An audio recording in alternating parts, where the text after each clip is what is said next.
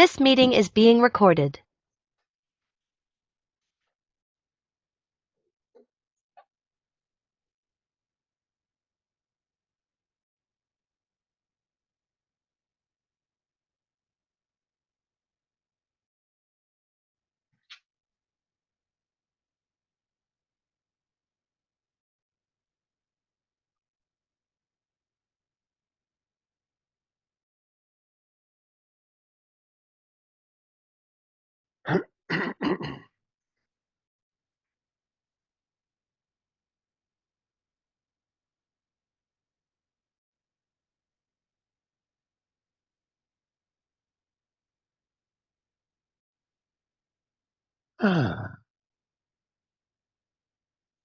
Agreed, Tony, but we can at least, I know people are taping the debate.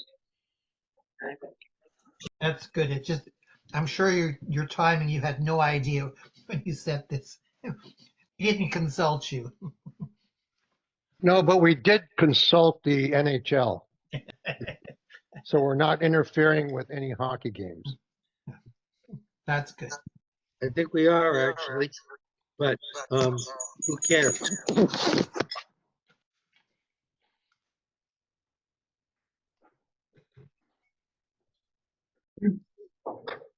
Hello, All everyone. right, we had an echo.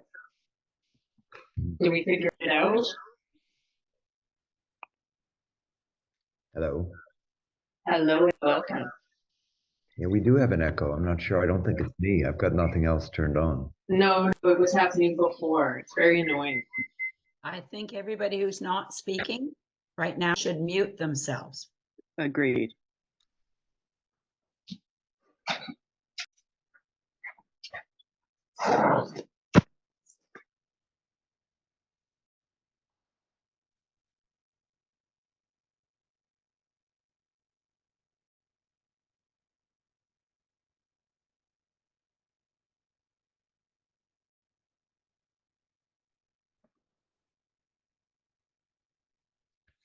Now everybody's muted and I can't hear a thing. We were just commenting, how, we obviously couldn't have planned this, but the debates are happening now. But I said we could always record them, and for sure all the, the news stations will be covering it in detail.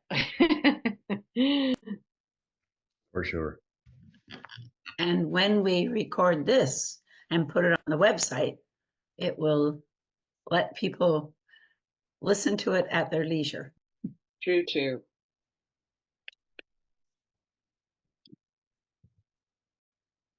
So, Mitchell, welcome.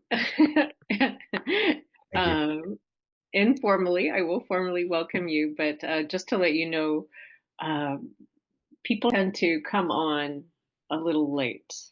So I told everybody to be as prompt as possible, but anyway, it's still 7:01 according to my computer. I see an old friend on the team here, Alex. So nice to see you. Hi, Mitchell. Yes, nice to see you too. I miss you, man. I miss you too, Mitchell, but I haven't gone anywhere. I'm going to message you after. I have some ideas to share with you. That fantastic, Alex. And you probably don't remember me at all from the early days of co-op housing in Toronto, but I certainly remember you. I absolutely remember you. What co-op did we work on together? Was it in Scarborough? Oops, you're on mute now, Donald. It was more general, and I'm living in Church Isabella. Are you? Fantastic. At the corner of Church and Isabella. Of course. I definitely remember you. Donald Altman. And who else? Anybody else that I've met? There's a few, I think, there are a few guests right now. We obviously wanted the team to show up, but we opened it up and we have guests also coming. So hopefully there's already a couple here, but hopefully we'll have a couple more showing up. Rita, while we wait, I mean, just tell me a Sure. bit about the group and sort of explain what you're doing and your mandate and the kind of things you're working on, just so I can make sure I've got the full lay of the land before we start. Sure, sure. So we all, this whole group, we belong to various neighborhood groups. We're engaged residents for the most part, and we belong to our individual organizations, but then we also kind of belong to these umbrella organizations. So I live in the annex, so I'm really close to both North Toronto and South Toronto Federation of South Toronto or Residents Association. So we belong to both. And also, we participate in what's called the Federation of Urban Neighborhoods, which is provincial. So that's why I'm hoping, I don't see people yet, I don't think, but Ottawa peeps will be showing up. So we have their involvement. And what we decided to do is just because affordable housing is so important, and we feel, everybody keeps saying it's important, but we feel that not enough is done, and we need to elevate that conversation with the politicians essentially to really push for it. So we formed, and our mission is basically very much bottom line to get affordable housing built and supportive housing. We are nonpartisan. We're from all different political parties, and we have a very simple mission, and that's what it is. And we want to work with residents as well as politicians. So for the provincial election, we kind of came together and we organized and we came up with questions for provincial candidates, and then we went through the same exercise for the federal candidates. So we produced 2 documents for one for each election. And now that we're almost through the federal election, we will have to pivot again. But we also know, for example, a lot of the money will be coming through the federal government. So our team will have a lot of work to do pressuring the federal politicians to move forward with, because everybody's saying, of course, housing is so important, but it's like, nope, we're going to really, keep your feet to the fire and make you carry through. But it's, I read your book. There's clearly challenges when you've got different governments at different levels, in the government, whether it's provincial or municipal. And sometimes people are more open and more progressive, and other times, they think the market will satisfy everything, and of course it doesn't. Will travel back and forth all the time. Thank you. But the automotive capital of Canada, we knew how important it was to be able to. Somebody's listening to the debate. Yeah, Oh. somebody needs to put themselves on mute, please. I was just going to, I was going to mention it in my welcome. My one little bit of housekeeping was that everybody should go on mute. Say, well, we don't really trust. And I think think it's Dawn. Dawn. Dawn is. I'm going to mute him. Thank you. Okay. So, there. I That was think very- pretty much everyone is muted now. There we are. Rita, I And think well, a that couple more. that was very helpful. Thank you. Yeah. Okay. How would you like to start? Well, I will first of all say good evening and welcome to everybody. It's so nice to see the team members and guests. Welcome, welcome. And my name is Rita Billerman. I guess you can see that. And I am the chair of the Affordable Housing Team. And it's just really nice to see everybody here tonight, especially during debates. But as I was saying, I would like everybody to stay on mute, please, until after our guest's presentation. And at that point, we will take some questions, but feel free to use the chat in the meantime. And now I would like to introduce our guest of honor. It is my absolute pleasure to introduce Mitchell Cohen. He is the president and CEO of the Daniels Corporation. Under his leadership, Daniels has become known for building residential offerings for people at all stages of life and for its commitment to building healthy and social infrastructure within each new community. They've also created innovative affordable rental programs, as well as programs that help tenants become first-time home owners. On top of that, he is a songwriter and a musician and is able to seamlessly bridge the intersection of business and the arts. Very impressive, Mitchell. Anyway, I hope everybody, we did circulate this, whoops, there we are, had a chance to take a look at his book, Rhythms of Change, which is all about the revitalization of Regent Park. And I can say I don't say this very often, but I felt it was a page turner because it was just so interesting what's going to happen next. And this was actually real life. So anyway, over to you, Mitchell, and I will let you fill us in. Fantastic. Just before I start, just remind me, how much time do you want this whole thing to take? My discussion and then Q&A. I just want to make sure I don't take too much of your time. How long do you have? They're in your hands. So. Well, it's really entirely up to you. There's a bunch of keeners here, I can already tell you, who want to ask you questions. Fantastic. So, you know, I'm asking everybody to stay on mute until the end, but if you want to take questions halfway through, just let me know. Yeah, I think we should probably do that. I mean, I haven't prepared a formal presentation. I want to talk about a little bit of the history of what led to us being where we are right now, which is a state of crisis, like you alluded to, like you very, very clearly named. And happy to take questions along the way, and that might just, you know, make it more of a dialogue. So if anybody wants to jump in, put up your hand the way that might work, or just put up your hand. And I'm happy to stop and like take a little bit of back and forth. So that would be great. But Rita, thank you. It's really, really quite amazing and refreshing for me to see all of you on this screen who are interested, who are living in neighborhoods, who are recognizing the importance of your voices to be part of the dialogue, part of the discussion around addressing what truly is a national crisis. And, you know, often people say, why do we have a crisis? What's going on? Why is there such a terrible, you know, shortage of affordable housing in our community, whatever that community is?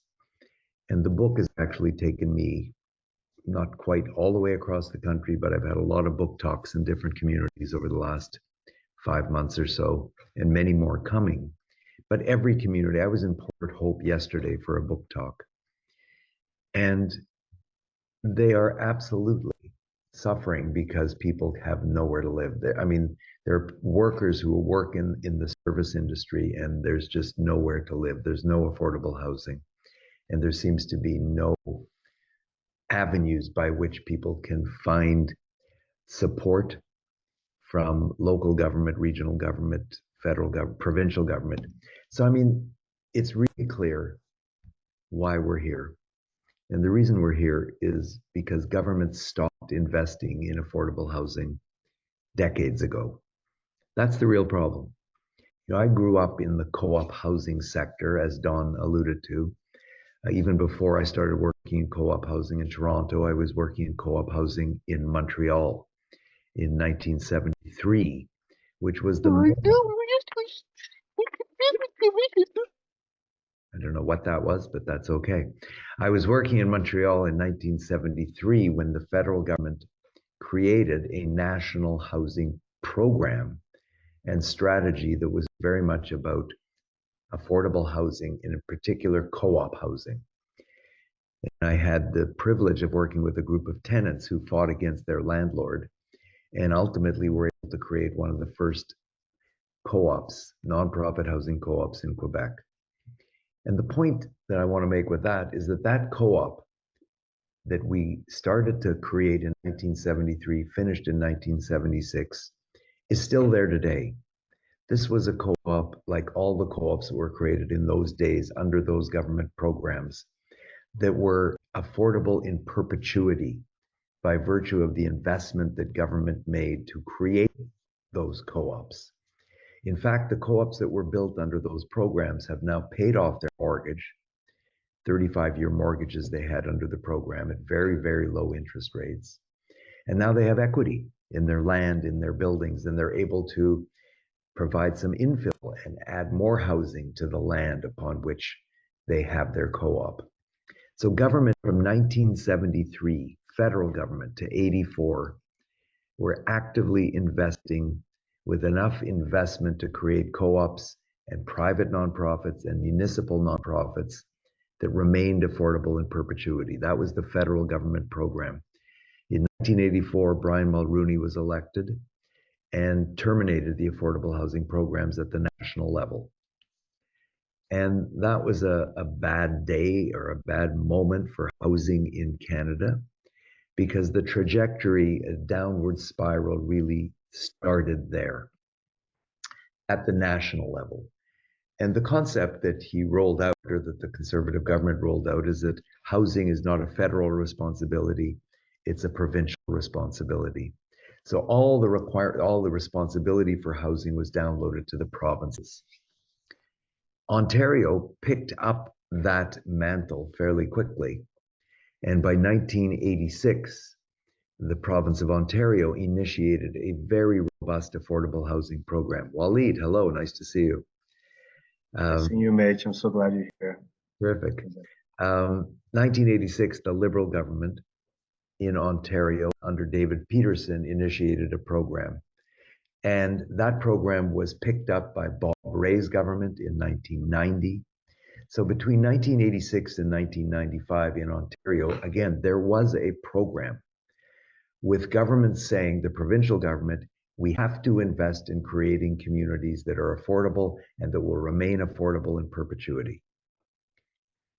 1995, this is a date I will never forget, because on June 8th, 1995, a gentleman by the name of Mike Harris was elected in Ontario. And the morning after the election, literally at 8 o'clock the next morning, a memo went out from the Ministry of Municipal Affairs and Housing to all the nonprofit service providers in Ontario saying, stop the music, we've canceled the programs. So the programs that were delivering housing under Bob Rae and previous to that, David Peterson, terminated. Our company, Daniels, at that point I was in the private sector at Daniels Corporation. At that point, we had 13 groups we were working with, 13 different nonprofit groups in the Greater Toronto area.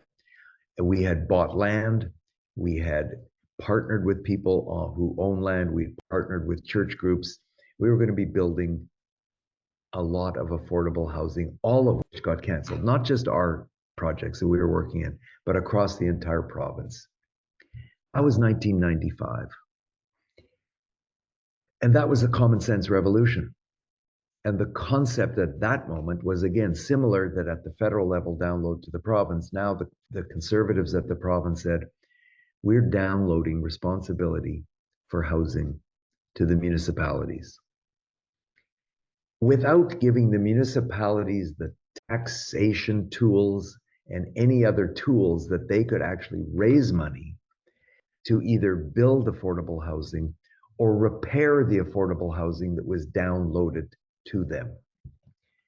And one really extreme example is the city of Toronto, where the downloading resulted in the province taking their entire housing portfolio, 58,000 units of housing, in 3 different agencies, 3 different provincial agencies owned this housing. They downloaded it to the city, and the city created Toronto Community Housing, one agency, as the owner of 58,000 units of housing, all of which were in a dire, dire state, a state of disrepair, much of it beyond repair.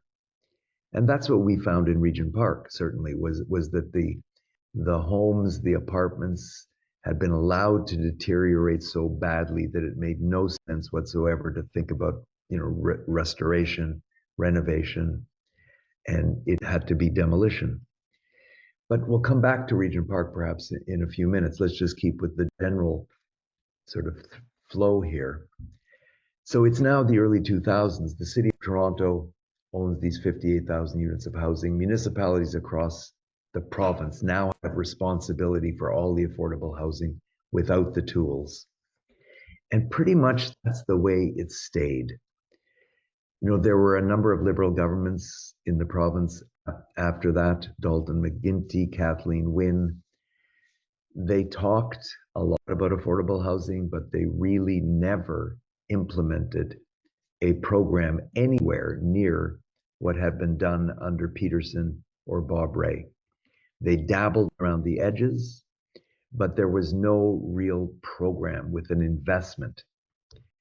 And, over those years, when McGuinty and Kathleen Wynne are the premiers here in the province, the cost of land, the cost of housing, there was this real upswing after 2008, where the cost of land and the cost of construction just went up and up and up and up. So the value of condominiums, the cost to build rental continued to go up and up and up and up, while at the same time, there was no offset. There was no offsetting investment by the provincial government, certainly not the feds. They were not engaged at all. And therefore, for the most part, affordable housing did not get built in the province. And the same is true across the country. British Columbia had a couple of governments over the period that really did make investments in affordable housing. Alberta, no. Saskatchewan, no. Manitoba, no. Ontario, pretty much no.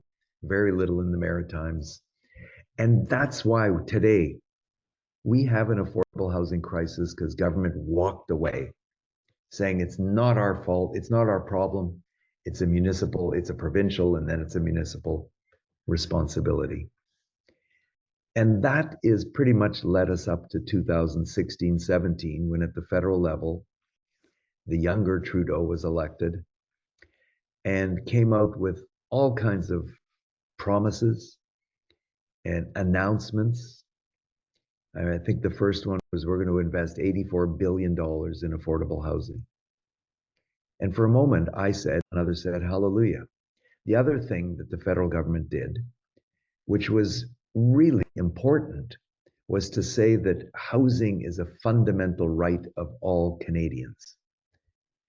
Affordable, I think they called it accessible or attainable housing in the legislation.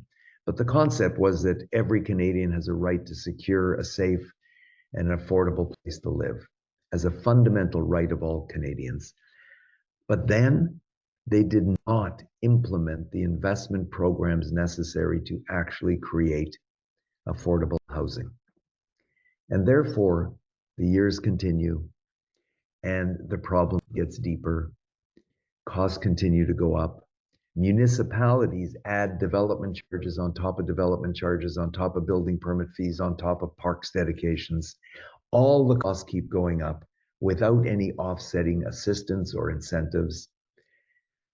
In all of those decades, like from 2000 up, any of you who are living in the Toronto area, and ditto in Ottawa, if anybody's joined us from Ottawa, thousands of condominium units were built. Tens of thousands of condominium units were built without any requirement whatsoever for integration of affordable housing into those buildings, without any inclusionary zoning. Buildings were approved at 40 stories where the initial zoning was 4 stories. And now, go build, developer, 40 stories, but there's no quid pro quo. There's nothing that requires an integration of affordable housing. And so guess what? The developers didn't build it. They built for the bottom line, as opposed to the bottom line of our whole community. And the bottom line of community is to create communities in which everyone is welcome, in which everyone feels that they have a place because there is a place that they can afford, a place that's accessible, and a place that they feel that they are welcome and not shunned by virtue of the fact that not in my backyard. So that's where we are. Couple more notes about the Trudeau era, which is now coming to an end momentarily with this government, this new election. The programs that the government created had significant flaws. And I'll give you 2 examples. And then maybe I'll stop and have a few questions, and then we'll kind of go back again and I can carry on a little bit.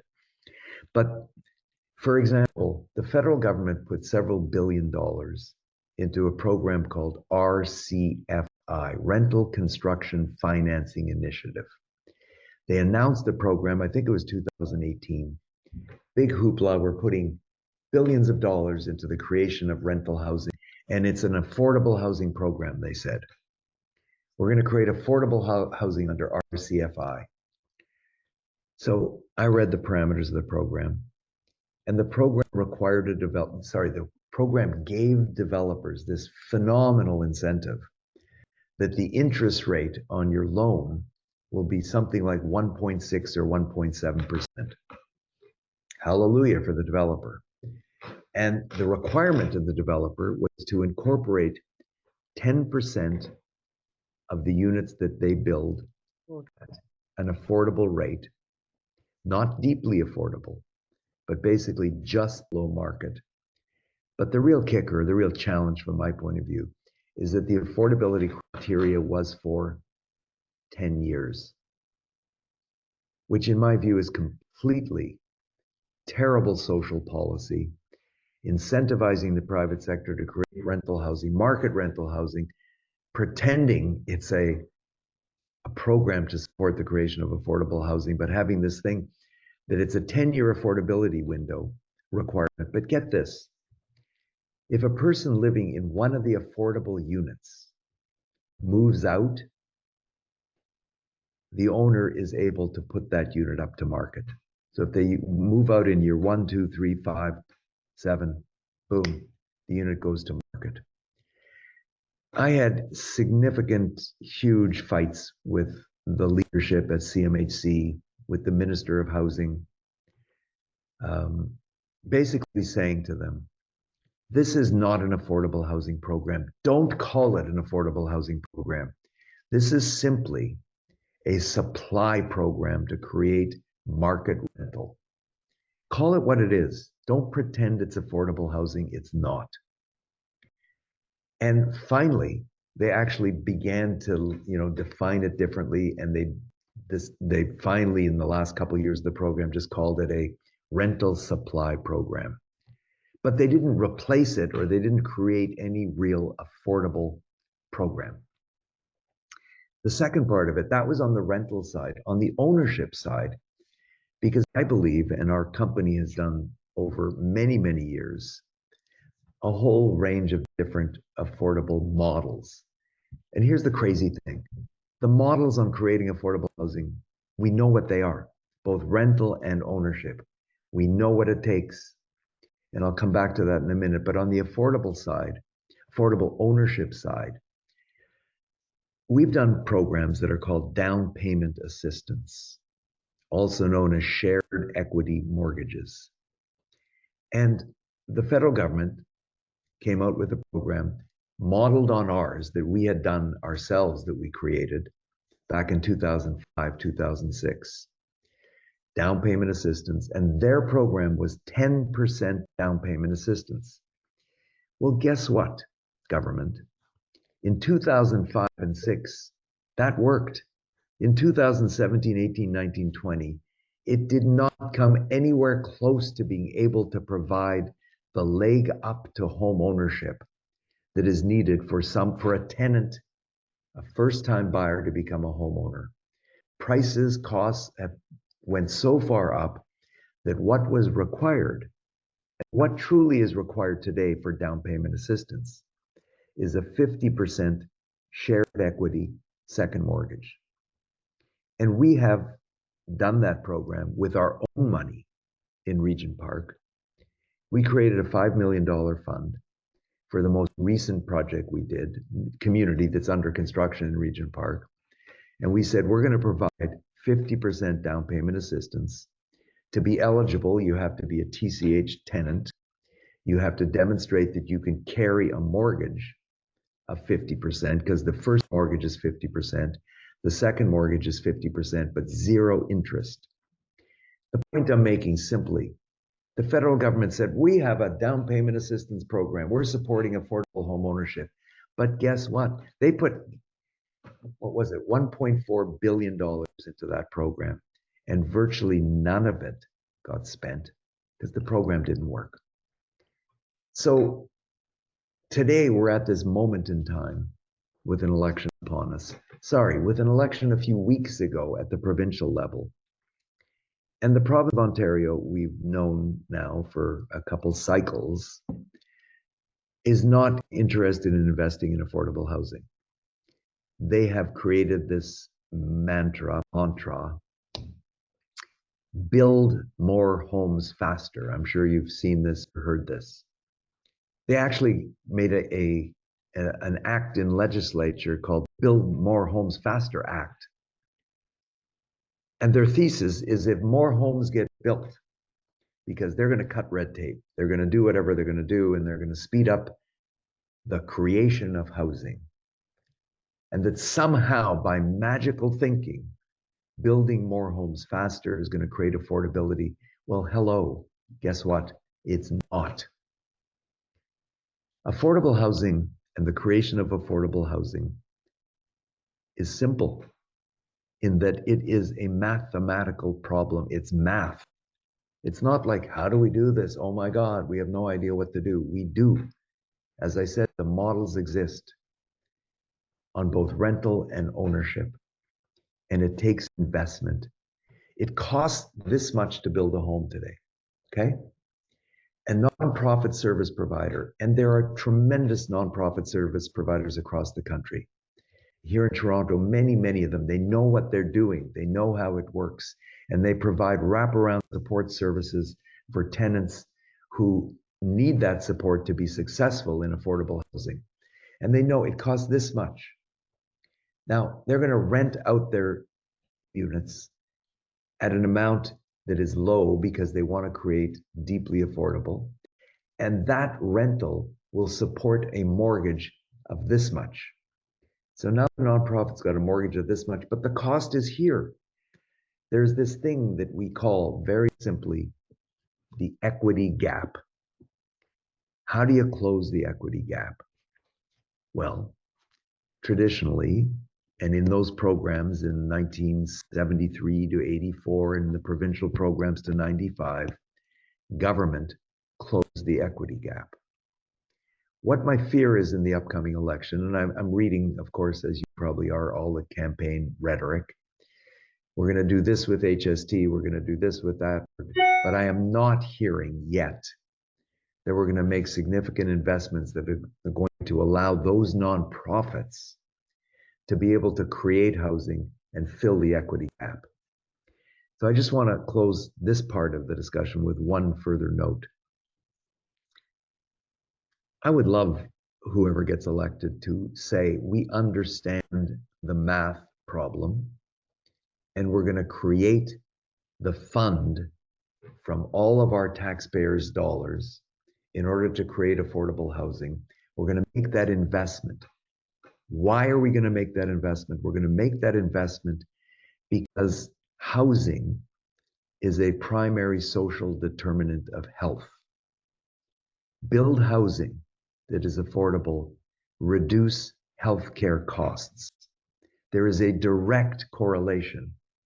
If we build supportive housing, if we build assisted housing, if we build transitional housing, we reduce and ultimately eliminate homelessness encampments, we reduce the strain on the healthcare system, on emergency wards. And that is what I would hope that government would say, let's make the investment from the tax dollars we collect, because that will reduce the cost of healthcare and will create a platform where all Canadians truly are able to have a home that they can afford. And from that home, they're able to add to the overall economy of our neighborhood, city, region, and country.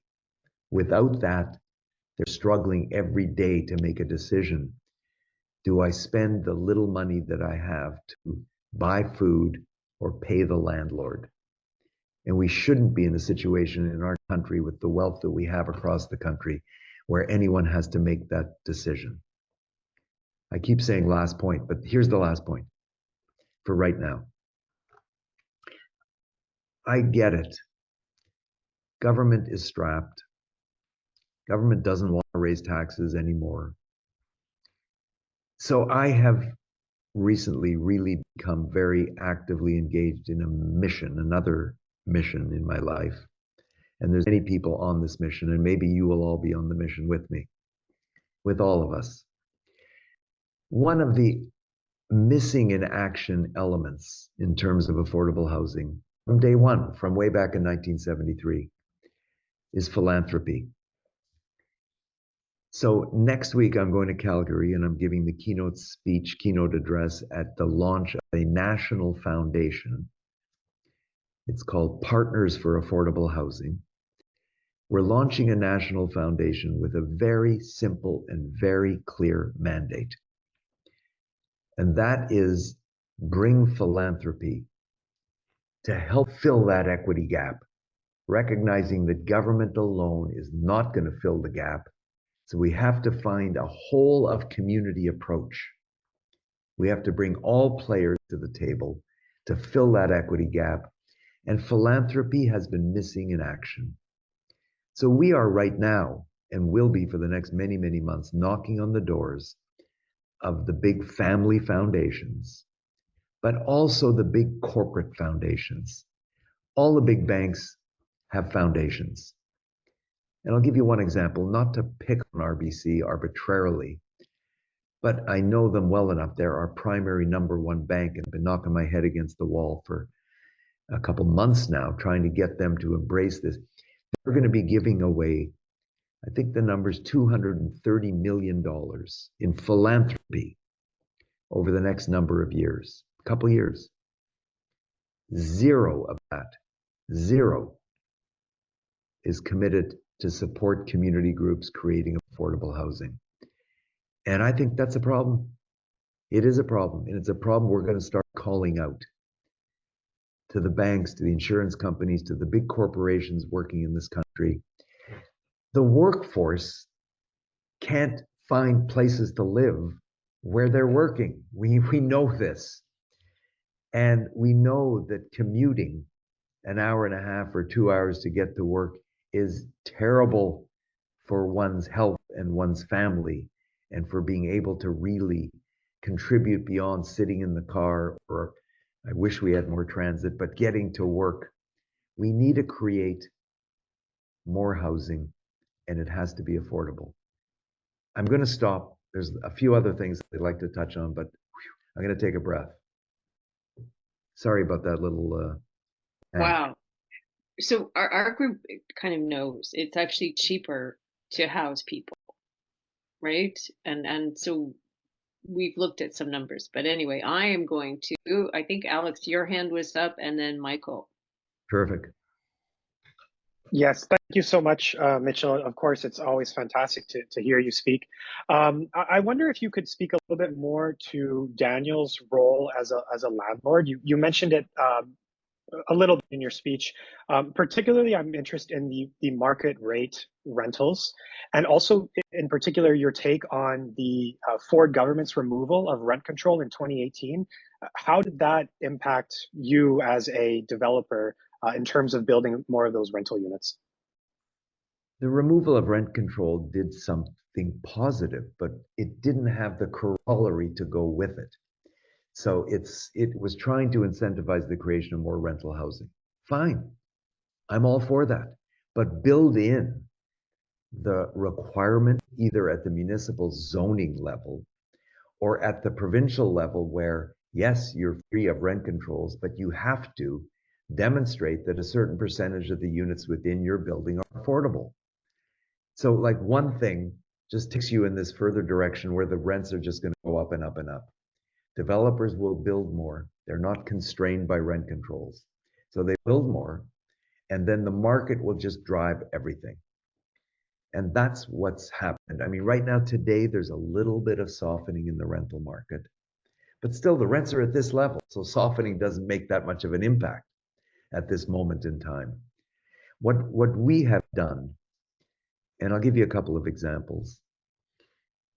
In Regent Park, and Alex, I think you're familiar with this, and Waleed certainly is, we built a community called Evolve, and it's a 340-unit rental building in Regent Park. We didn't have to build a rental building in Regent Park, a market rental. We could have just done another condo.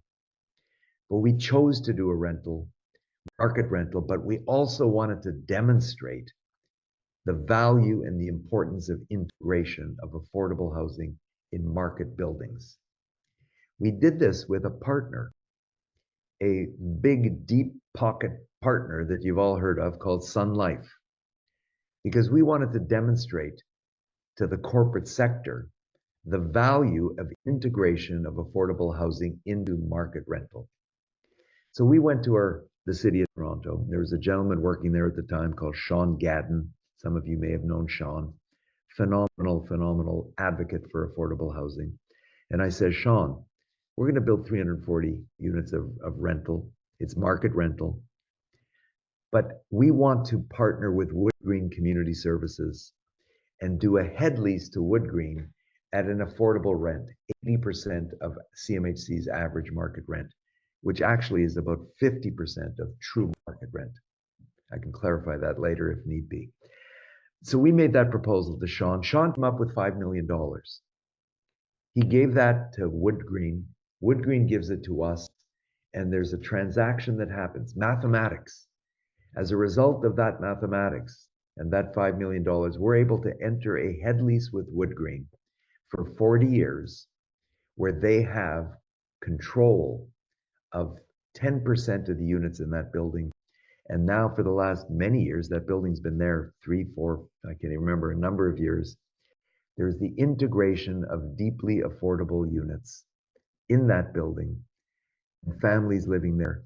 And they're living in a building, and they're living on a floor where there's people paying full market, and they're paying 80% of CMHC's average, which is really about 50% of market, paying very attractive rents. And they're in the same community. They're sharing the same amenities. The kids are playing together. That's what I think is a very positive model. And I would love to see every new rental building that is built across the country incorporate that model. But a developer will only do it if there is that ability to have some money come in from the nonprofit who gets it from government. And then everybody can work together and create integrated communities. One other example, we're doing another one. We've done another one. It's built, it's in Brampton. It's in partnership with Galen Weston. Choice Properties. That's the name of his development real estate company. And we built a community, it's 304 units. And we integrated affordable rental with support from Peel. The region of Peel provided money to 3 different nonprofit groups who are now renting from us in perpetuity. They have long-term leases. Those are the kind of things that can be done. Again, as I say, the models exist. We know how to do them. But a developer can't on their own. I mean, we do things on our own, like the $5 million we put into the down payment assistance program. But we need to create programs that are replicable, that Choice Properties, that Sun Life, that Oxford Properties, and all the big pension funds say, yeah, I'm going to build affordable housing. Sorry, I'm going to build market housing, but I'm going to integrate affordable housing in because there is a government program that allows me to do that. And I'm still being prudent, and I'm, abiding by my fiduciary requirements to my shareholders or my investors, because government is offsetting that discounted rent. The programs exist. We know how to do them. We just all of us need to have the investment. I think Michael was next. I hope that helped, Alex, or address some of your question. Sometimes I answer questions and I have no idea whether I really address them. It was great. Thank you. I'll do my best. Michael. Where'd you go, Michael? I'm there right you here. Are. There you are. Sorry. And it's so good to hear, Mitchell, that you've got this passion that's coming from you right now that just left off the page when I've been reading, some of the things that you've written. But I want to ask, Daniels has pioneered partnerships with nonprofits, financial institutions, and the government to deliver affordable housing. So looking ahead, we are right now at a very unique point in history where housing construction is paused and due to finances and perhaps timidity from the actions by the U.S. Government. Now, what innovative partnership models or funding mechanisms do you believe hold the most promise for closing the affordability gap and scaling up solutions? Totally appreciate that, Michael. This is truly in the moment, of the moment. And again, there are pathways, and I'll tell you about a couple of them. I think right now, today, the key does lie with municipalities and regional governments. We hope, I mean, whatever the feds, whoever gets elected, it's going to take months anyway to get any program rolling. Right now, today, there really is an opportunity. And that's at the municipal level, it's at the regional level. And I'll give you a couple of real amazing examples. I've been knocking on doors, talking to mayors in every municipality in the GTA. And as I say, yesterday I was at Port Hope. Last week I was in Waterloo, Kitchener-Waterloo, meeting with politicians, meeting with mayors. I met with a whole bunch of councillors in Port Hope and Northumberland region yesterday. And the pitch is simple. Guys, gals, you own land. You have land. Commit a parcel of land literally tomorrow morning. And that's how I'm speaking it. That's how I'm framing this. Commit a piece of land tomorrow morning, 3 acres, 5 acres, 10 acres, and sell that land for $1 to a local nonprofit housing service provider.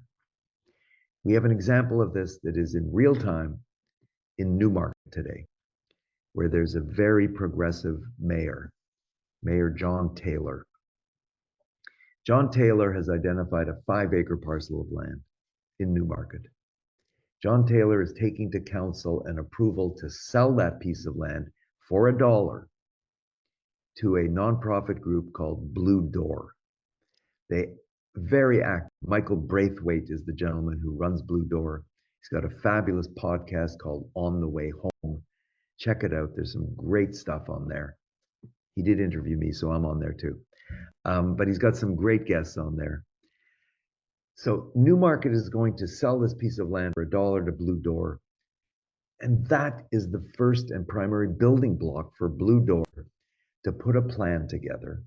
And we're going to work with them and help them develop that plan. You know, our design team, our construction team, our estimating team are going to work with them to say, and the goal, by the way, in this first one with Newmarket is 300 units. And the mayor has said, I'm going to sell this to you for $1, but the requirement, 30% of the units that get built are deeply affordable.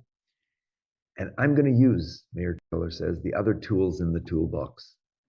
We will waive all development charges for the affordable component.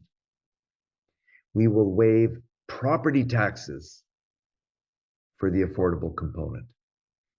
Now, some municipalities like Mississauga right now are reducing property taxes in order to incentivize the creation of market housing. I want them to reduce property taxes even deeper, like to zero for the affordable component. Municipalities have tools, and right now, the reason I'm saying it's so important right now, if Port Hope and Kitchener and Waterloo and Newmarket will come to Toronto in a minute, but if all those municipalities say, we have dedicated land to affordable housing, we have a credible nonprofit service provider, and those nonprofit service providers go to this new government and they say, new government, we have land. And now we need you to come across and help with the closing that equity gap. I think it will be very compelling. And that a number of these groups together, knocking on the door at CMHC or the new Minister of Housing, probably Nate Erskine-Smith, who is sorry, that's if the Liberals get elected. I'm not jumping to conclusions. But I've met a lot with Nate in the last couple of months while he's been in this position, and he gets it. So I think it's really important for municipalities and regional governments today to look at their land inventory and to immediately commit some of that land with a commitment to sell it for $1 with strings attached. Nothing wrong with strings attached when you're selling to a nonprofit to say, okay, the land is $1, but you are required to put together the pieces that will deliver a mixed income integrated community.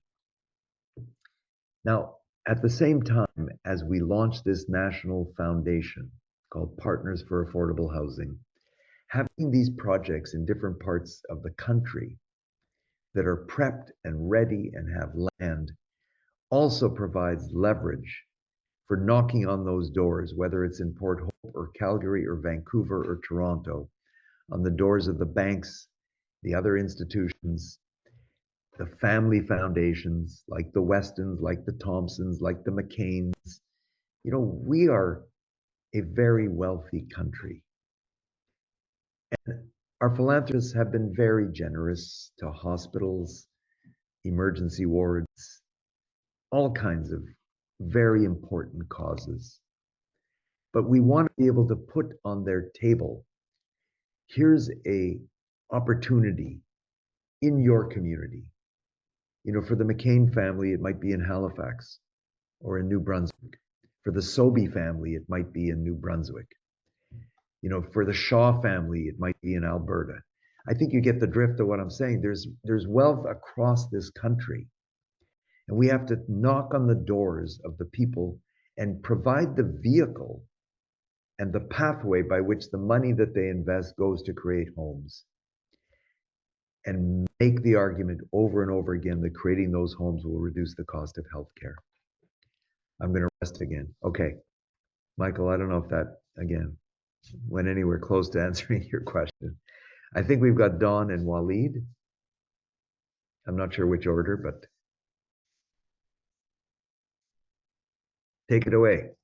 Don Altman. On your first, unmute yourself. Okay, so a couple of things. One is the co-op system already does what you say.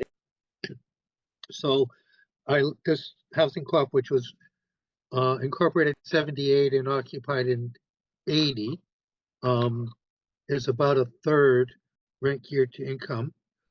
Right. And I don't know how it works as a community, but you know, we've been in business for whatever it is, 43 years without any real issues. And the rents are unbelievably low, I would suggest. And still we have all sorts of households that can't afford them. So we still have units for under $1,000. And this leads me to a philosophical issue, which may turn out to be a sidebar that nobody wants to go to.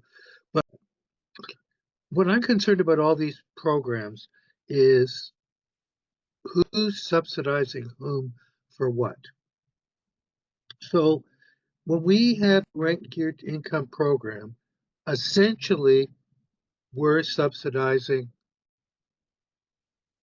entities that provide income to folks, whether they're entrepreneurs or the government for government assistance program.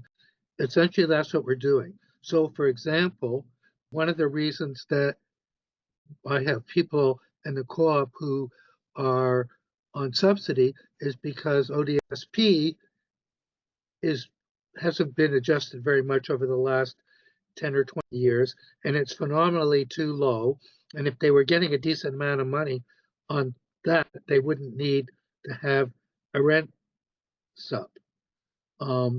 And certainly the people who, we have two kinds of people who are what I would call the working poor.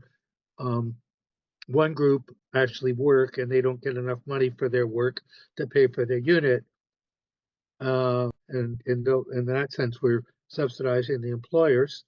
The other group are people who are self-employed, and that's a bit more tricky. I won't go there because some of them are self-employed because they couldn't get other work. Some of them are in self-employed because they just enjoy working for themselves. And the government is subsidizing their business because they can't make enough money in their business to cover the rent, but we won't go there. But the point I'm trying to make is that all these rent sub programs, basically, in the end of the day, a group of them are subsidizing mostly the provincial government, because people who are in other kinds of programs are not being appropriately supported. The working poor, because we don't have a rule that says that that the minimum wage ought to be the living wage. I know it's tricky because different communities have different amounts, but we just got a huge increase in the minimum wage in Ontario, and the living wage is like $10 an hour more than they're getting. So obviously they can't afford their rent, even if there wasn't this distortion of the rent market, basically from 2018 or even earlier, as was really said by Alex. So I guess I'm making a statement rather than asking a question, and I'm involved in the rent stuff. So, we're too small to have staff. So I actually administer the subsidy program at our co-op. So I get to see this, and I'm very thankful that we get whatever it is, $3,000 a month or something for our 13 households. But in the long run, it seems to me we need to step back and think about that. The same thing is about fairness, right? So the different entities that are providing housing are treated differently, right? So you want these households to not have to pay property tax. We're paying a property tax on 100% of the units, which is in the order of $40,000 a year for 48 units. And boy, we could use a lot. We could subsidize a hell of a lot more households if I wasn't paying property tax. So I'm not sure where I'm going with this, but the point that I'm trying to make is that I'm not sure how sure that all this stuff is sustainable, given how much it costs. I mean, we've been getting federal money for red subs for 40 years, and if it ever were to stop, I don't know how these people would live, and our other 30 units that are paying that are not on subsidy could never afford to carry all those people. And I think what you're saying, I mean, that last point, government investment is needed in order for those people to continue to live and to be supported within a community that is mixed income. Your initial point at the beginning about co-op and that integration of deeply subsidized, moderately subsidized, and market rent, that is the co-op model that has existed since '73. And Don, you've been part of it, and it's really, really good. Finally, in the last year or two, the federal government has started to say again, co-ops are back. They're now back in fashion. Well, hallelujah, because it is a very, very good way to create affordable housing, because it is based on engagement and empowerment and having people involved in their community, as opposed to the big landlord Toronto Community Housing or Ottawa Housing, or those agencies do the best they can, but devolving ownership to a co-op group who then have more control, more say, and have the committee system and a board of directors. To me, it's just a way that engagement in the local community in a building, within the building, is a stepping stone to engagement in the broader community. That's really important. That is a stepping stone to healthy communities, when people get involved in their building and then take it from there into the community. Waleed, you are one of the greatest examples.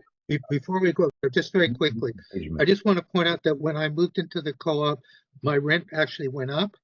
And today, 40 years later, our rent is about 50% of market. And that has to do with the fact that we just collect enough money to pay the actual run costs.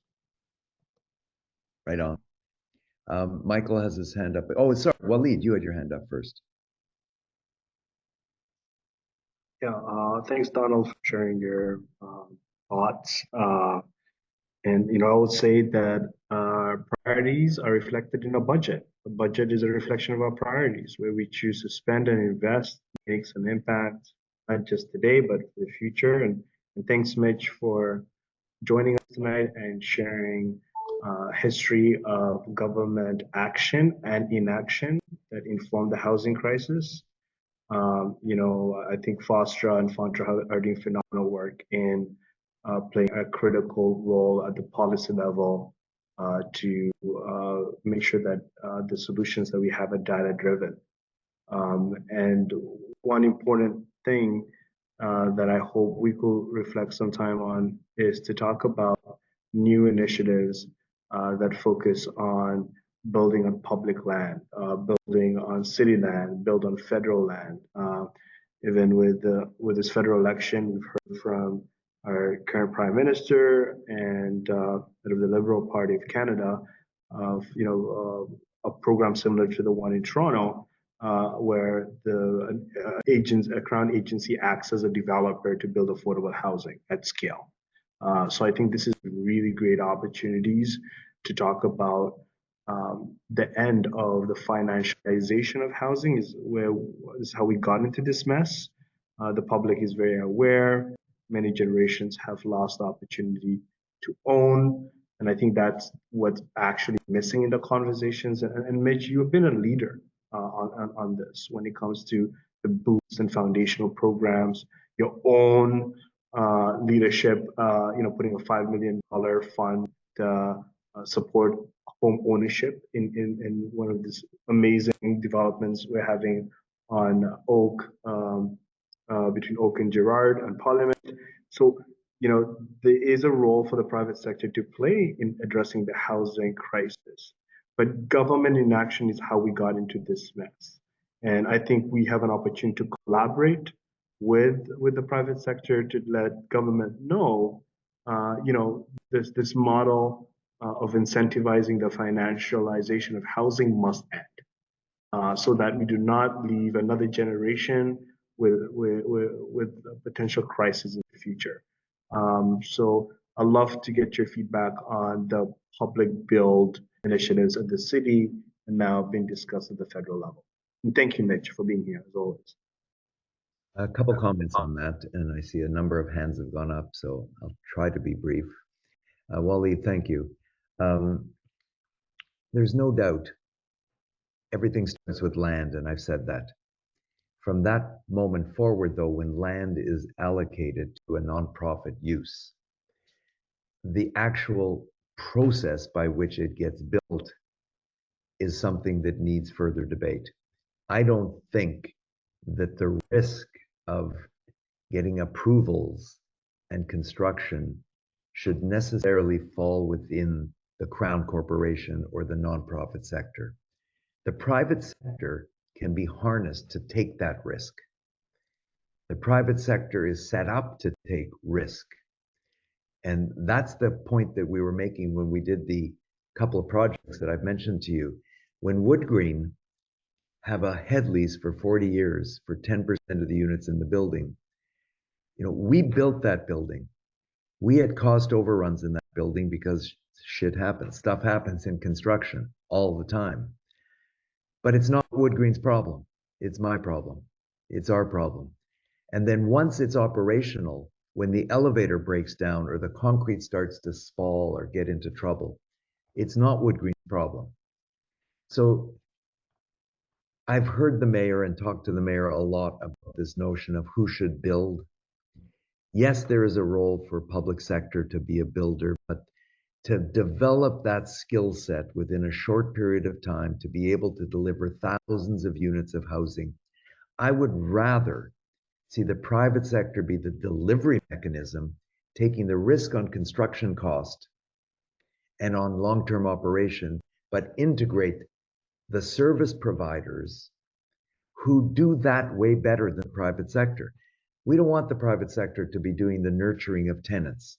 We want the social service agencies, because they are trained for that, they are equipped for that. Let's let each sector do what they do best. So I've heard this, Crown Corporation, we're going to be a builder. The mayor has said, we're going to build our own stuff. I don't think that's the right approach personally. That's my comment on that, Waleed. I want to make one other point about land.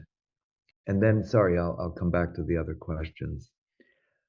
You know, I had a discussion, debate, whatever you want to call it, with Mayor Chow's senior policy advisor 2 days ago. And it was about the Ontario line. I'm sure all of you are familiar with the Eglinton Crosstown LRT. One day, we think trains will run. Hallelujah. One day. But even when they run, I'm going to go along Eglinton, either walking, driving, whatever, and I'm going to look at every single one of those stations on that line, and I'm going to say, what did we do? Or more to the point, what did we not do? How could we not put housing above those stations, every single one of them, and integrate affordable housing into every single one? What a tremendous missed opportunity. So here, I've been phoning Metrolinx and IO for a couple months now, and they keep shuffling me from department to department to department. So I figured I'll phone the mayor, and her right-hand woman, Jen Chan, called me back. Jen, we lost this opportunity on the Eglinton Crosstown. And Ontario Line is happening. Tell me what you, the City of Toronto, is doing to ensure, one, housing is built on every one of those stations or adjacent to it in what we all know and understand to be transit-oriented communities. That's the key buzzword, right? That the province and IO and Metro, we're building transit-oriented community. Well, sometimes I swear a little too much, sorry. I won't go there. But like, no, unless there's housing that's built on top of those stations, and unless that housing incorporates affordable housing, you are not building transit-oriented communities. And Jen Chan said to me, Mitchell, we have no say in the matter. We have no voice. The province is issuing MZOs, municipal zoning orders, and they've taken it out of municipal hands, and they're just going to build the transit because they say we're responsible for transit, we're not responsible for housing. And I say, Jen, surely there's something the city can do or leverage or pressure the province to incorporate now before it's too late, so that 3, 5, 7 years from now, we're not looking at the Ontario line and say, we did it again. We missed that opportunity again. And she said, there's nothing we can do. Yeah, there's something we can do, Mitch. We're doing it right now through the Bold Community Coalition. And just want to invite you to our AGM on May 14th. We're going to have Kelly, the Vice President of Metrolinx, hopefully join us. We've been having constructive conversations with IO because there are federal requirements for funding building the Ontario line. So the message you're getting from the IO, like we can't do much, is not accurate. We can do a lot, and there's strength in numbers, and I'm so proud that we have collaboration between FoSTRA and FoNTRA. And Rita, thank you so much again for like leading our housing advocacy efforts when it comes to even informing our federal candidates about what we want. So we're gonna grab that opportunity, and thank you for your responses. Well, we can certainly put pressure. Mitchell, every time I'm on Eglinton and I see those stations, it makes my blood boil. It is so backwards thinking. It's just unbelievable. So I don't know. I really don't. I'm quite opinionated, but I try to keep those away from this nonpartisan group. It makes me question what our provincial government is doing. We can certainly put a lot of pressure. This group can certainly put a lot of pressure on. That's what we're going to be doing, as a matter of fact. So if you have any information and vice versa, we're happy to share, because we would love to put some pressure on provincial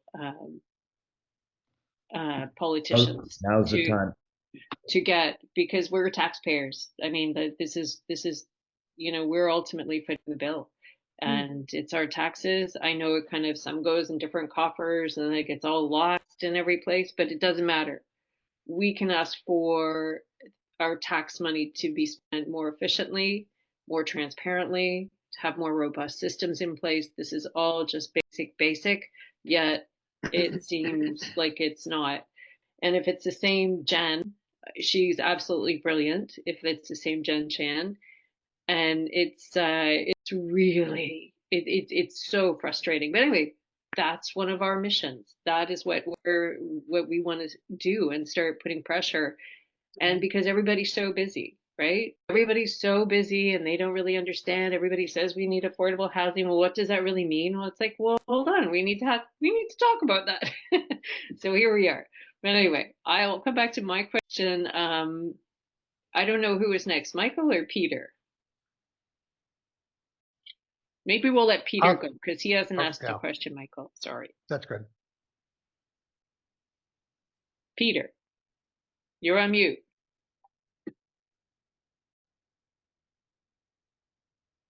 Hold on. Oh. There you go. Mitchell, can you hear me now? Thank you. I appreciate you spending time with us this evening. I'm going to ask a very simple question. I like your philanthropy model, but that's for the extremely well-heeled. Something I've been advocating for years, and I'd be interested in your take on it. Can be as esoteric as we want, but I like an idea of tax-free or community bonds for those grandparents who are concerned about where their grandchildren are going to go. And I mean, it would take enabling legislation from the province or the feds. But anyway, I'm just wondering what you think of it, and I'm going to go back on mute. We need to use every tool and every idea, and those bonds are a tool by which people who might want to put $1,000, $5,000 into the creation of a fort, $10,000. Seriously, that is really a powerful tool. Crowdsourcing, whatever you want to call it, crowdfunding, creating the opportunities through that kind of community bond established specifically to support affordable housing.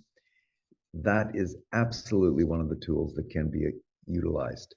Now, at the same time, and do that, whoever wants to pick that ball up and run it, because I think there are many, many people across the country that would say, I'll put in $500, I'll put in 1,000, I'll put in 10,000. But there are also other ways that are very specific, and I'll give you an example. Covenant House, for example, in Toronto. We've been supporting Covenant House probably for 15 years with a very simple program. Now, we give Covenant House $12,000 a year for a number of units. I mean, that's us, but somebody could give Covenant House $6,000, and that would cover half the cost of a young person living in a integrated community in a condominium or a market rental building, and allow them to live in the community after they've gone through Covenant House's sort of transition program. Covenant House work with kids who are on the street, who have been involved in human trafficking, who have escaped from homes where there was violence, and they bring them into their program. They have all kinds of training modules and opportunities. They have a shelter program, but from the shelter into the community, we call it the Bridge Program. So that's just one example of a way for people who aren't giving 100,000 or 1 million or 5 million or 100 to give something and have an immediate impact. That's just one example, Peter, and I hope that. No, each according to what they can afford. And I've been trying to promote this for years, but I don't have any gravitas, so I just like to mention it whenever I can. Thank you. Have you ever written anything about it or seen anything written about it? Because I'd love to. It was used for infrastructure in the U.S. The city did a study on it about 30 years ago. I was able to go back into the archives and find out, but they dismissed the idea, but they didn't give any substance as to why they dismissed it. There are community bond projects and housing in Ontario. I think I mentioned this to you, Peter. I just haven't done the homework, but I know I've seen a video of a project. I think it'd be great. Outside of Toronto. think it'd be great if some of you might, just as a little mini research project, took this on and thought, is there a way to float a community bond, minimum contribution, whatever, $500, don't know what it is, and create a fund and have an ability to have that fund make investments, obviously get the charitable, tax receipt for that. And I think that's the key thing, is to have that ability to have that $500 be a charitable receivable, go into a fund, and then that fund gets allocated towards Covenant House, Wood Green, YMCA. The operators, the nonprofits are there, and they are really great at what they do, but they just don't have the funding to create the affordability that they want to.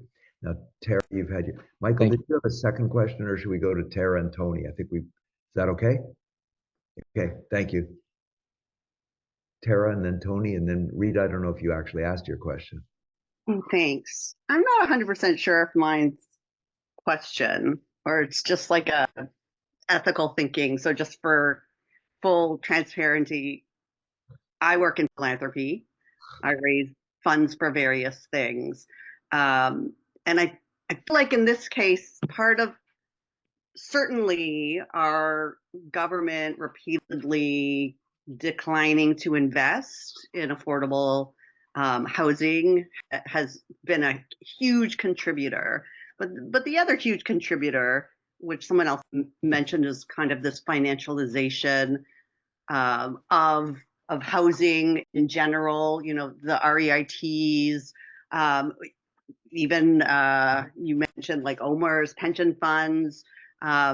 This overall that it's become an investment vehicle. And I just wonder if going back to the same people who are truly benefiting the most from the current system and asking them, look, give us 5 million, you made that, in a week last year. It just feels like, I feel like there needs to be a bigger ask. And maybe it's not a bigger ask that people will buy into because they are part of a system, they're benefiting from the system, and they're beholden to their shareholders to maintain that system. But it gets to a point where, it's not enough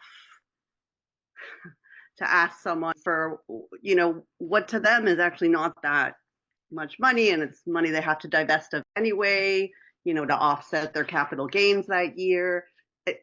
I'm just like, is there a better ask? Is there a better model? How do you get people on board to understand that they actually are doing some harm? Help me frame the ask, and let's go do it together.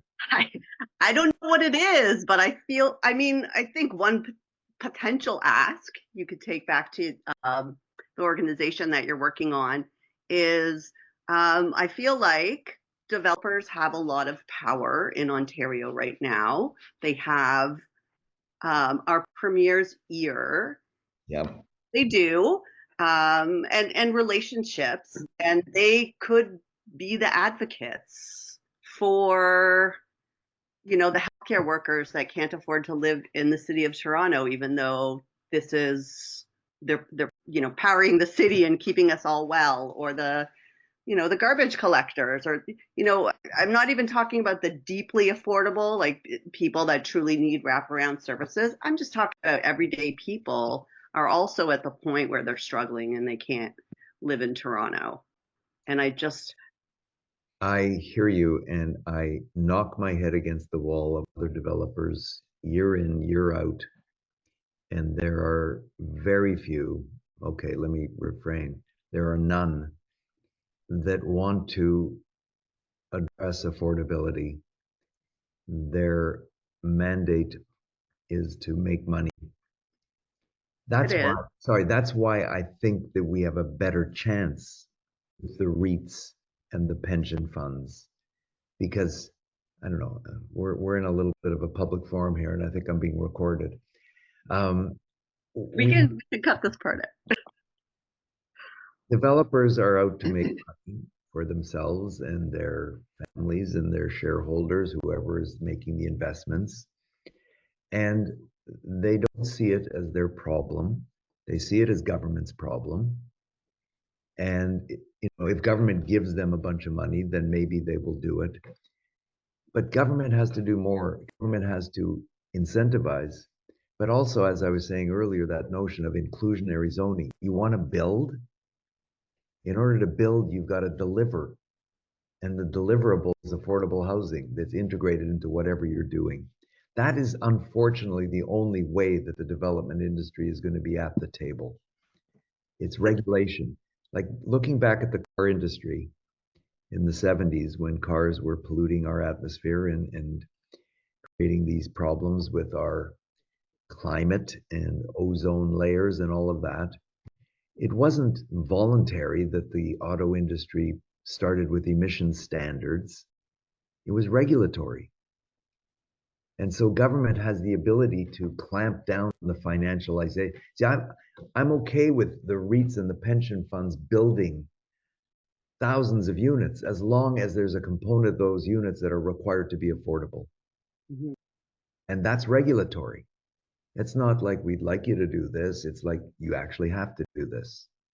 And I think the pushback will be more from the just straight private developers than from the Oxfords, the Omers, the Choice Properties, those big companies that actually have to now respond to ESG requirements of their shareholders. Hallelujah.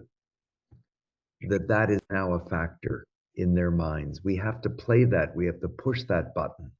Yeah, hopefully it stays that way. I mean, we see that changing in the States, and it's kind of terrifying. That's why we are different.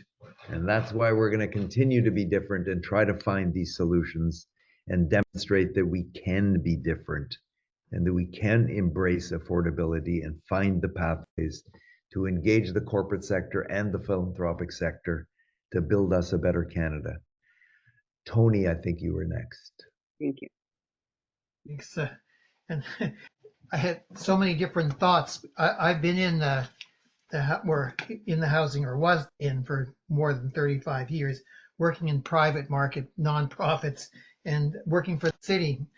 And my last job in the city was tracking every single social housing unit that the city had. So I have some sort of knowledge in the field. And I actually used to deal with CMHC to set up the market rates for the city of Toronto because, as you know, the city was the biggest landlord. So I actually spoke to the researcher and we'd work on setting, and it finally took forever, years, to track down who actually did that work, which was a professor.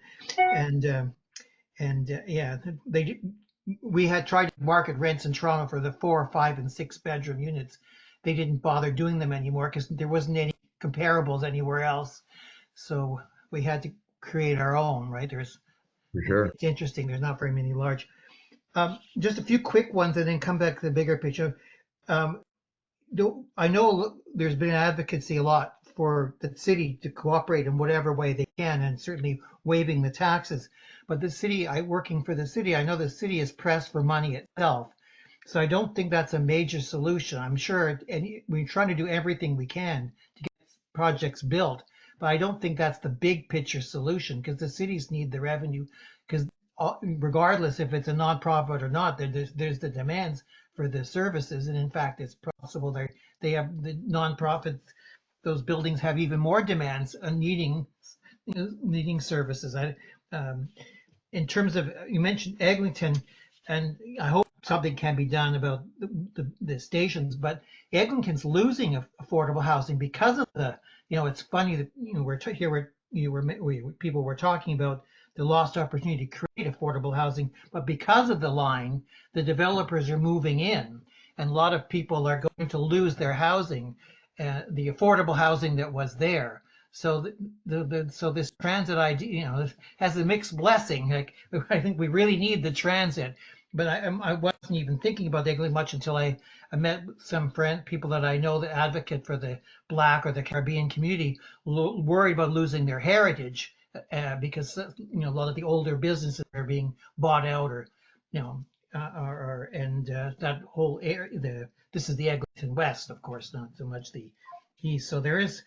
I live in a land trust, so I should think that's important. I live on the Toronto Island, so I'm very lucky. But that's an option we should keep in mind. You were mentioning of government putting up money. The land trust has worked in the few situations I've seen very well at keeping the land, the housing that's built on it, affordable and controlled and used in the way it wants to be used. But when you do mention even turning over free land, a couple of times when we've looked at that, even with free land, the cost to build is so expensive now that we could not make affordable housing, affordable even 80% of market rent housing with free land.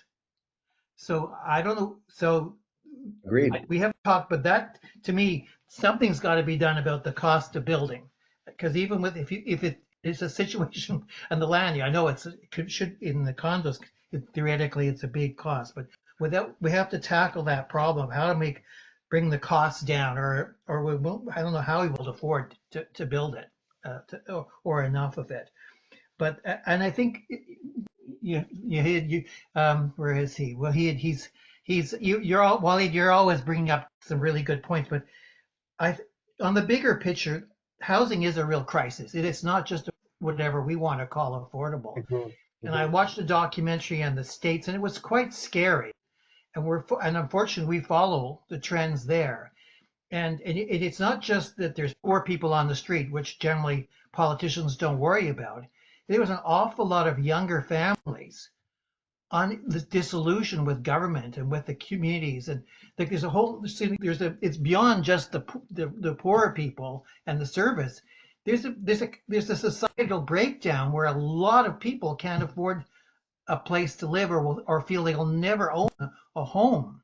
So I think even though we're recognizing this is a crisis, I think it's a bigger crisis for our society than just what we're seeing in terms of the homeless.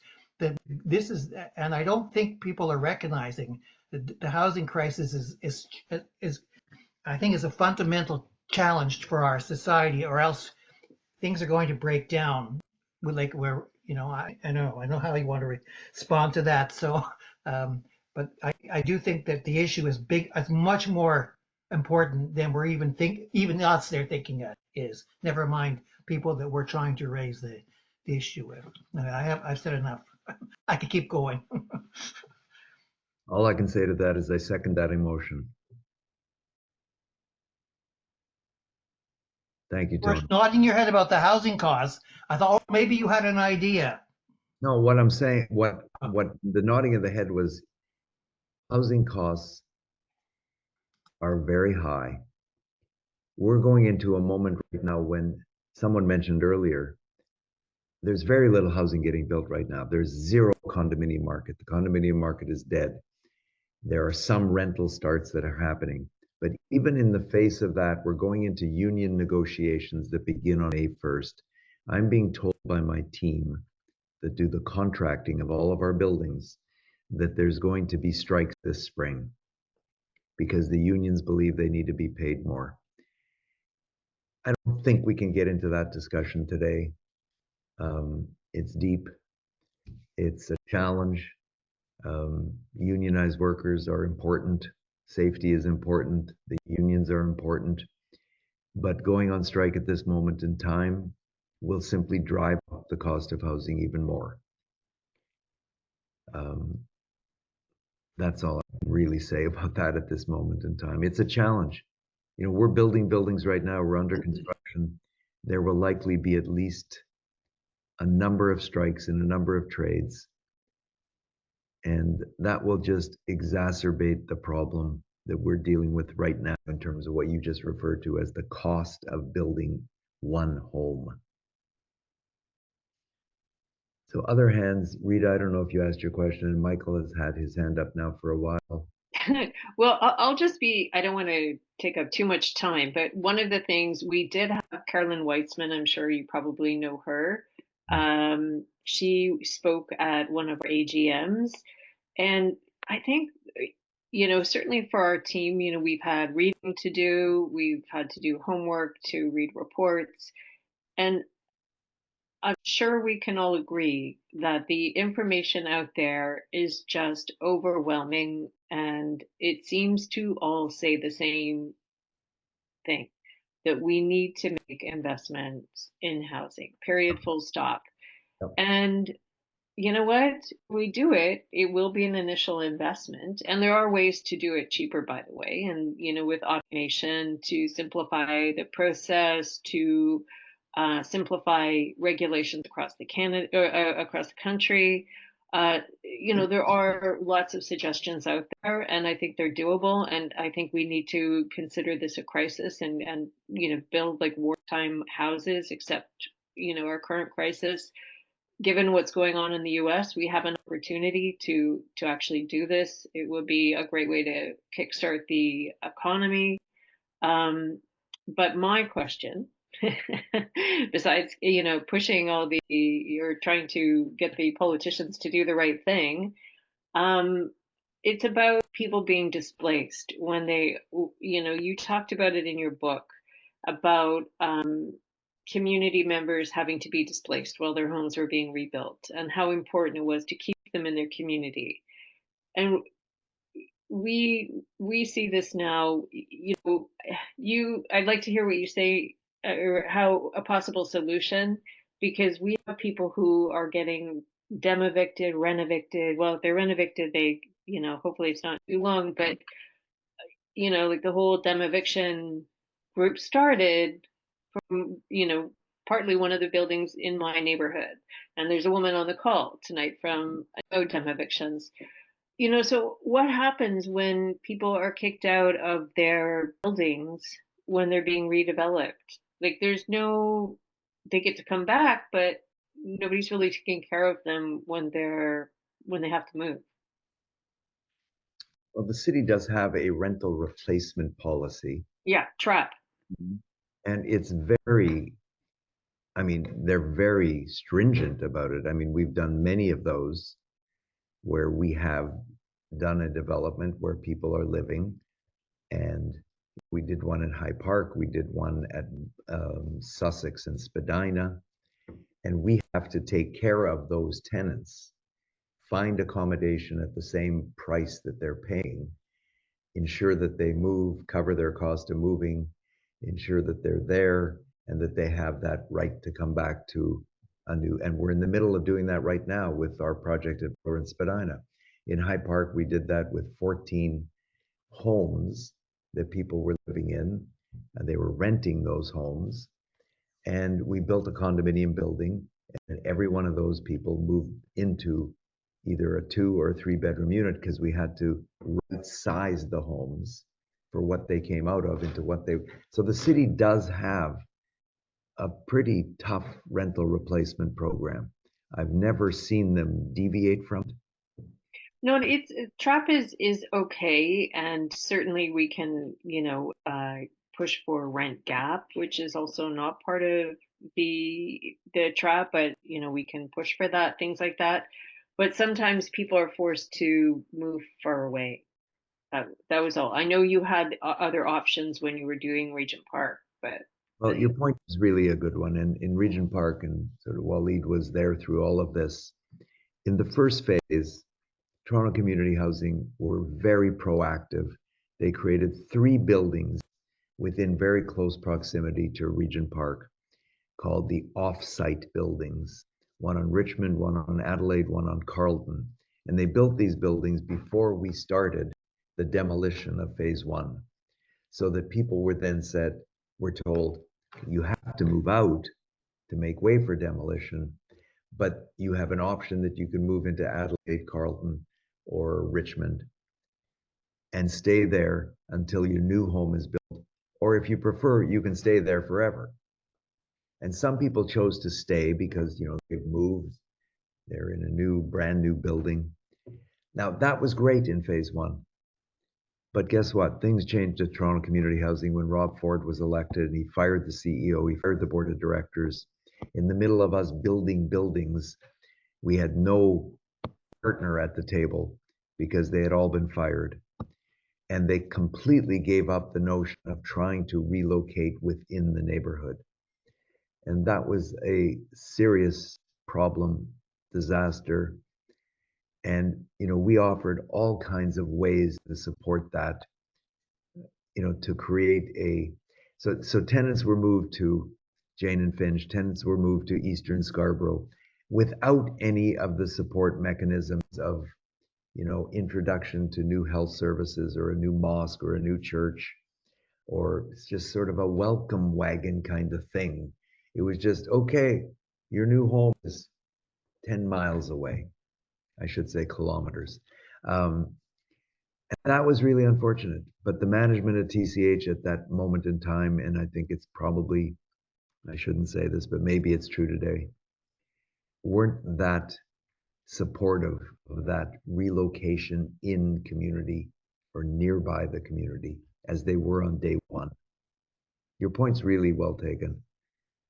Any relocation in that kind of renoviction or whatever, model it is, should absolutely be within the community, like nearby, schools, health services, doctors, mosques, etc. I see a number of people are starting to sign off. Yeah, and we've held you for a really long time, so maybe quickly. Vera and Paul. And Michael, I don't want to forget you. Vera. Okay. Thank you very much. It just was fantastic, revealing presentation. Firstly, I just want to address the question of what we see. I'm in Don Mills, and we see a lot of developments being there and a lot of rental buildings being demolished. And what we see that there are a lot of deals being made by the owners of the building or whoever represents them to offer money for people to move out, rather than being moved to the new location. So that's, I think, one way which developers are trying to get people or defer the responsibility for the people who are being renovated, basically, to transfer the responsibility for their own deeds after they have to move. So that's one thing. And I guess we didn't talk so much about the issue of in fact, even marketplace housing. And marketplace housing, I think, has got a lot of issues regarding the reinforcement of the rent controls and are all the rental housing registered with the city and controlled by the rent increases. Because I've been having sort of personal experience with my son. His rent was going up by 20%, and I think that's a real problem for young people to have stable accommodation for not from year to year, but for a number of years. So I think that's other issue which contributes to issues of housing. Vera, I couldn't agree with you more, but there's not much more I can add to that. I know, but it's a terrible issue. But I appreciate you raising that. We have a couple more hands. There was Paul, I think, is next. And okay, Mitchell. We've had like a situation of, since I think in the 60s when I was a kid, one person could support a household of 4. And by the mid-90s, Stats Can said it was 2 people couldn't support a household of 4. It is 2025. And so for me, we have a crisis for sure, and a wealth gap that has developed. and it's developed, with the consent of the electorate over time. So I don't think it's going to be addressed particularly effectively in this election. So, and I think we're getting to very much a crisis point of a depression when the cooperative movement was a tool used by ordinary people to reinvent the economy, which had collapsed. We have, a cost of living crisis. I know you mentioned the unions. Well, I was a union person, and I think historically the unions in the Depression and when people went on strike, they at least held their own. Yes, it did make things more difficult for some businesses. However, it did, in one sense, address the wealth gap of people holding their own. So it's a cost of living crisis. We can't afford. It's not so much the issue of affordable housing; it's finding people who can afford housing. Do you see I know the cooperative movement with the credit unions and the co-op stores and made a significant contribution to the revitalization of the Canadian economy. Do you think that the cooperatives could play that role today, or do you see another option? Question. I am a very big believer in the cooperative movement and its ability to mobilize people around economic challenges as they did in that era that you're talking about. I'm actually on my way to Regina meeting with a number of different, co-ops there next week and talking about their role, credit unions, co-ops, food groups, because I think there really is a role for people to come together around within the cooperative model and start to address some of those basic, inequities. Someone mentioned earlier the gap. I mean, we have this widening gap, and is it time for a basic living wage income? And yeah, my thumb is up on that too. That will really address some of those issues. Is our government ready for that? I don't think they're even close to it. I wish it were otherwise, because how else do you close the gap?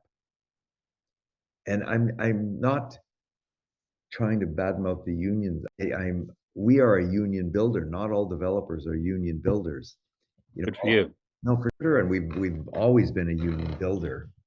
At this moment in time, when hardly anybody's building anything, it's tough to really, say that, okay, now we're going to pay more. But I get it. The gap is so huge. The challenge is so huge for every working person in the construction industry, in so many industries. And the unions are watching out for their people, and I totally get that. I don't know about you guys. I'm running out of steam. Yeah, we kept you really long. Well, I didn't know what totally the expect. I said I was going to be here to the bitter end, but I'm now actually beginning to flag. Well, I had asked you to stay hopefully for 45 minutes, so you've gone way beyond. So thank you. Well, this has been really terrific, but I do want to keep hopefully the communication channel open, because sorry, everybody's now moving around the screen. I think what's really didn't get that. Oh, could you try? My phone thinks I'm talking to it. Yay. What we need is, I think we're a pretty passionate bunch. I think I can speak for a few of the people at least here that, we're more than happy to put some pressure on some politicians and, have some conversations with our fellow residents, our fellow resident groups, and, to push. I mean, we've even said, even if you're a hardcore conservative and you don't really care about social issues, it's cheaper to house people. So why can't we do this? It doesn't make any sense. Rita, I really appreciate you saying that, and just let me close with a fairly simple statement. You know, most of the interface that I have with residents groups is when they are throwing things at me because I'm trying to create affordable housing in their neighborhood. NIMBY. And when I say throwing things, I'm actually being literal because I have had Ooh. many things thrown at me over the decades of trying to create affordable housing. So I am inspired to see and hear from all of you and how passionate you are as residents of neighborhoods across the city and potentially some in Ottawa if anyone did join. Yes, they were. To see your concern, but not only just sit back and concern, but take that concern and activate your neighbors and your friends and your neighborhoods to address what truly is a real significant problem in our country. We can do better. So thank you for inviting me. And I appreciate all of this. Thank you. It's been a really great evening. Thank you so much, Mitchell. Bye-bye, everybody.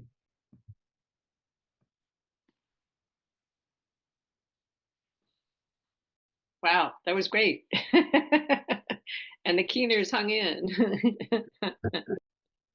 I guess now we can go and watch the debates. Are they still happening? Yeah, it's still on. Oh, okay. I Good night. didn't turn them on. I'll go and maybe 15 watch them minutes. now. Take Okay. 47. Anybody getting bloodied? I have no idea. Well, let's go find out. All right. Good to see everybody. Have a good night. Thank you, Rita. Great job. Bye, everyone. Thank you. Good night.